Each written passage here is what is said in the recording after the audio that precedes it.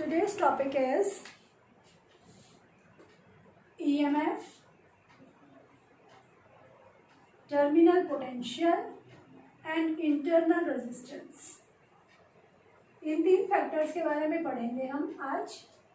EMF, terminal potential and internal resistance. ठीक है, तो देखते हैं सबसे पहले EMF. EMF की फुल फॉर्म होती है इलेक्ट्रो मोटिव फोर्स.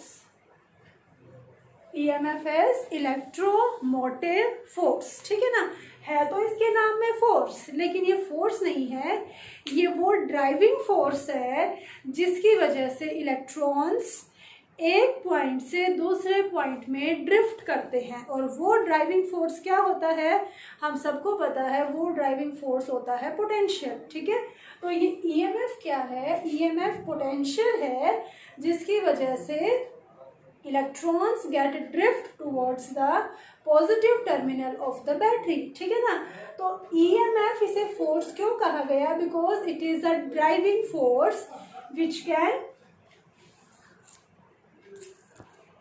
तो क्या है EMF? EMF वो ड्राइविंग फोर्स है जिसकी वजह से इलेक्ट्रॉन्स ड्रिफ्ट करते हैं. ठीक है, फिर आप कहोगे what is the difference between this terminal potential and EMF. ठीक है, मैं वो डिफरेंस आपको क्लियर करती हूँ, वो क्या होता है.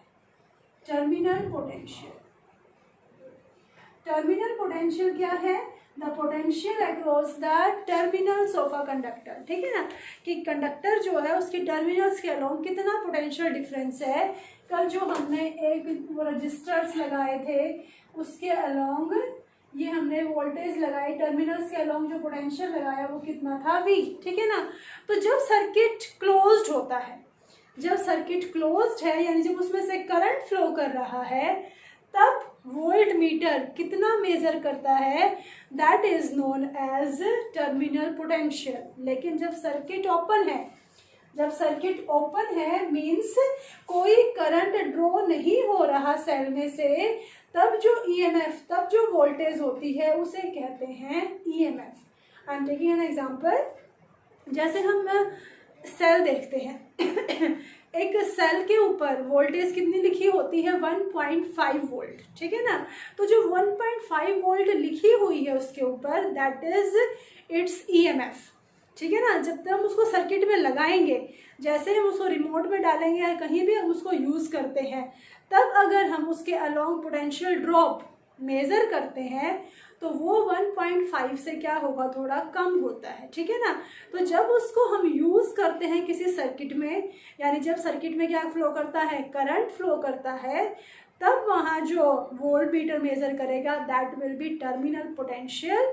और EMF क्या है, EMF is that potential which is in the circuit when the circuit is open. ठीक है ना, तो मैं इसका एग्जांपल समझाने की कोशिश करती हूँ. मान लो आपको एक टेस्ट दिया मैंने, ठीक है ना, सिर्फ मैंने आपको क्या है, जो स्टार्टिंग के 10 मिनट्स मिलते हैं ओनली फॉर रीडिंग टाइम. ठीक है ना, तो उस टाइम पे आपको हाथ से लिखना अलाउड नहीं है, सिर्फ रीडिंग करनी है उसकी. ठीक है ना, तो उस टाइम पे आपको क्या लगता है कि हाँ ये क्वेश्चन भी मुझे आता है, ये क्वेश्चन भी मुझे आता है, that is EMF, electromotive force. वो मैक्सिमम पोटेंशियल है उस टाइम पे.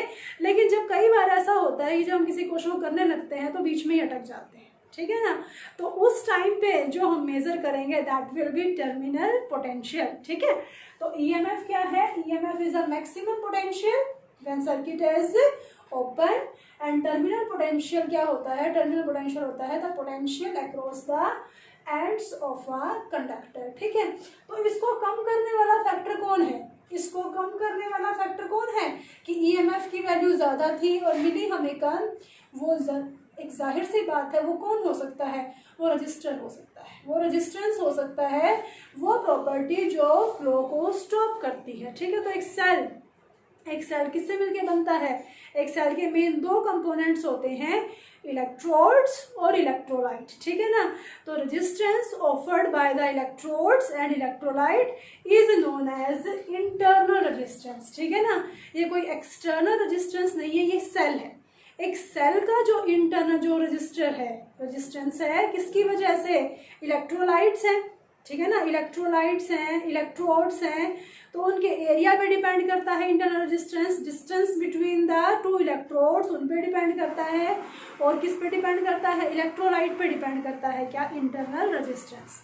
तो तीसरी डेफिनेशन क्या आ जाएगी, इंटरनल रेजिस्टेंस। इंटरनल रेजिस्टेंस क्या हो जाएगा, the resistance offered by the electrodes and the electrolyte of the cell. ठीक है, इंटरनल रेजिस्टेंस की वजह से ईएमएफ की वैल्यू थोड़ी सी क्या हो जाती है, कम हो जाती है, और जब सर्किट ओपन होता है उसे कहते हैं ईएमएफ, और जब सर्किट क्लोज होता है means and current is drawn, I am using the word the current is drawn by the cell. ठीक है ना, हम सेल में से करंट फ्लो नहीं करता, सेल तो करंट दे रहा है, तो current is drawn by the cell. ठीक है, किसकी वजह से होता है ये वैल्यू में difference, due to this internal resistance.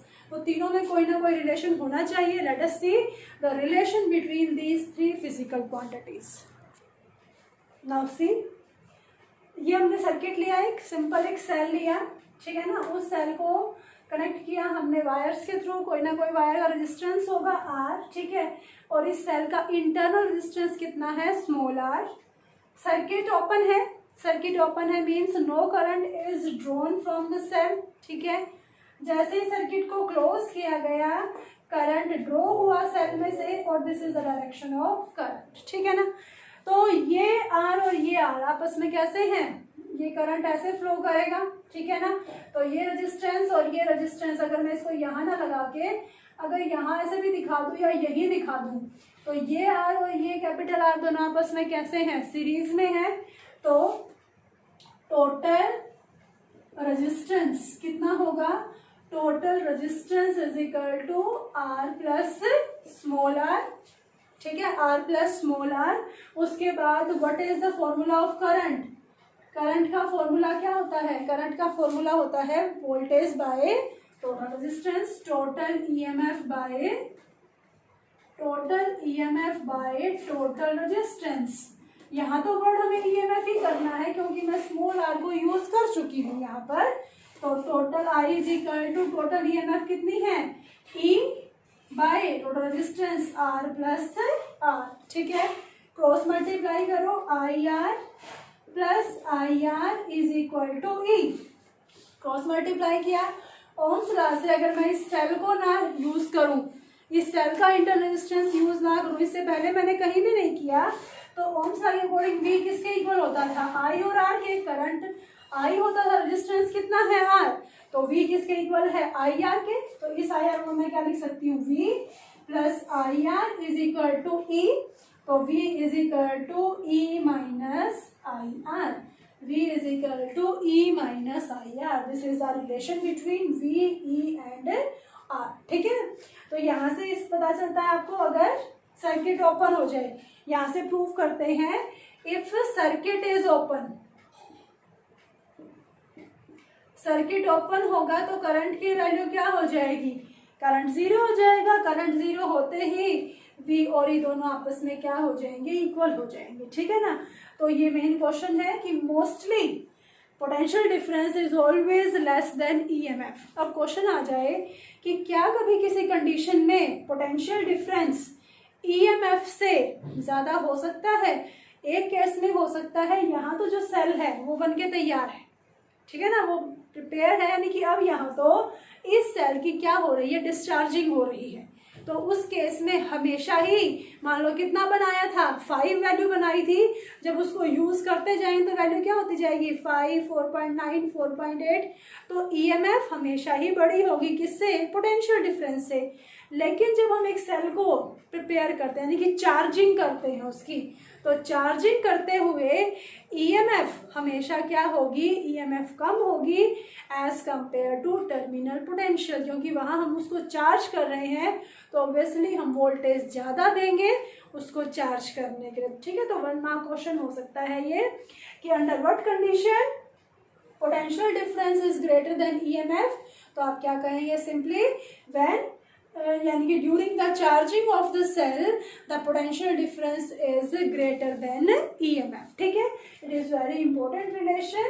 तो इसको आगे हम यूज करेंगे जब हम निकालेंगे डिफरेंट सेल्स को हम कनेक्ट करेंगे सीरीज में, पैरेलल में, और एक तीसरा आता है मिक्स्ड ग्रुपिंग में, ठीक है।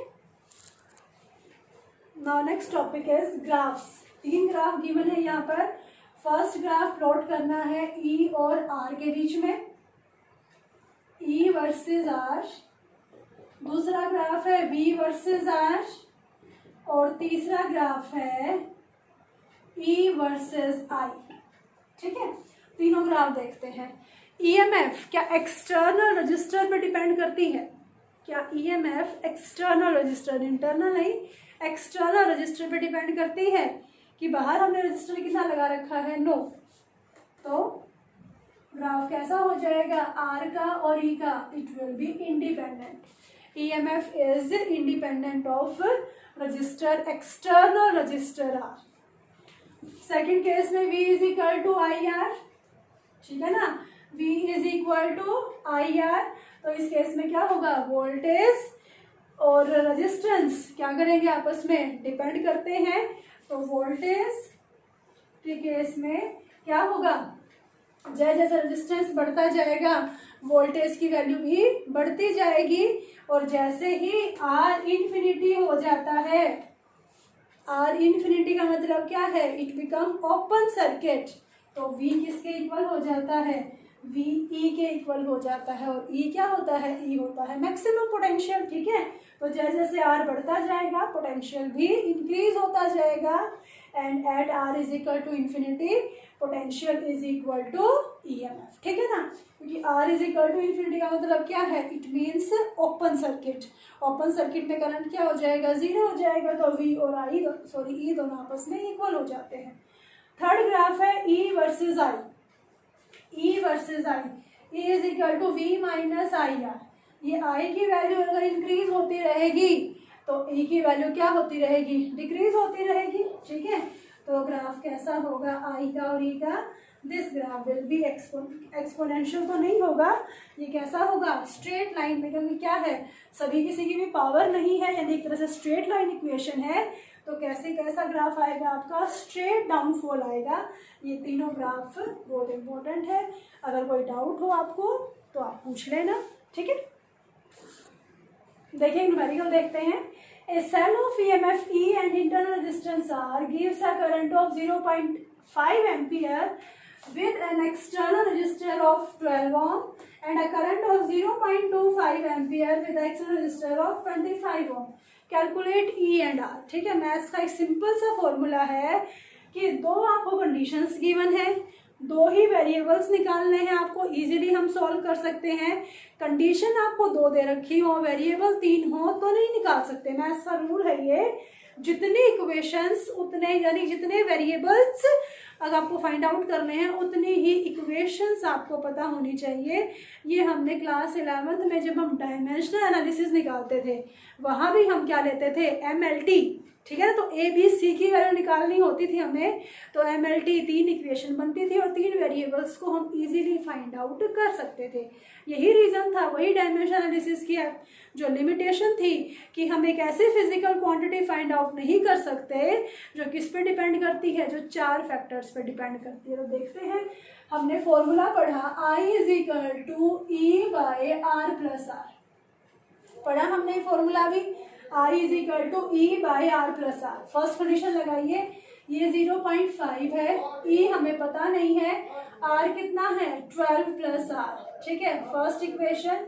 सेकेंड इक्वेशन लगाइए 0.25 E बाय 25 प्लस आर, ठीक है। ये इक्वेशन कौन सी हो गई? सेकेंड, ठीक है।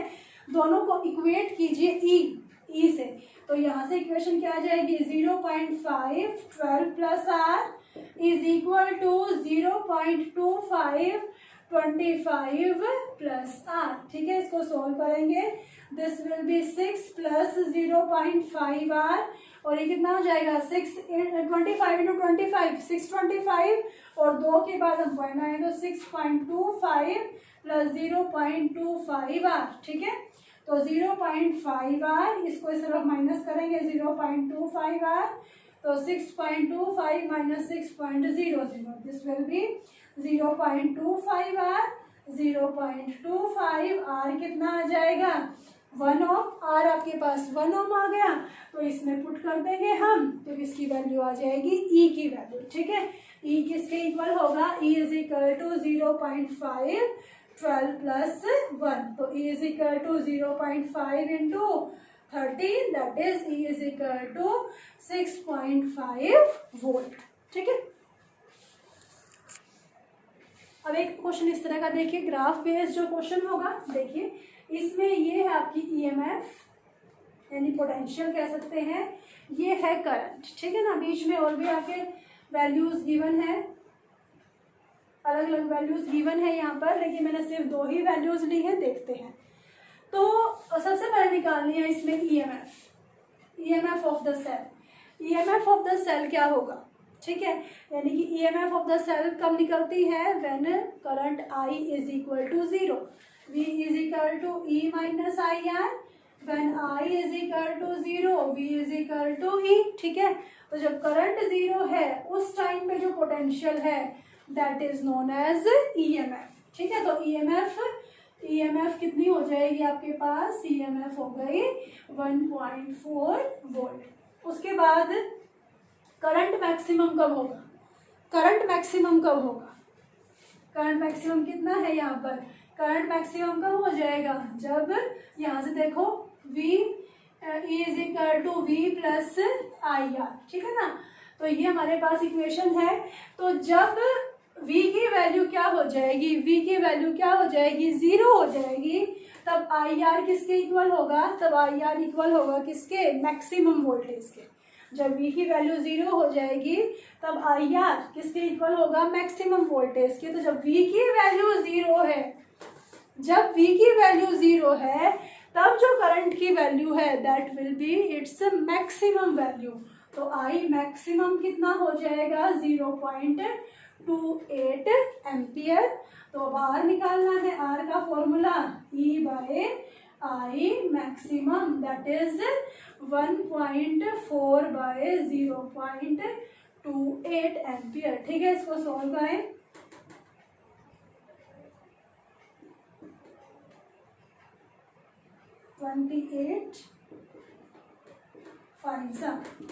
तो आर की वैल्यू कितनी हो गई, आर हमारे पास हो गया 5 ओम। ठीक है, तो इस तरह के क्वेश्चंस आप ट्राई करना, कोई प्रॉब्लम आती है तो बेटा जी आप मुझसे पूछ सकते हैं। ठीक है।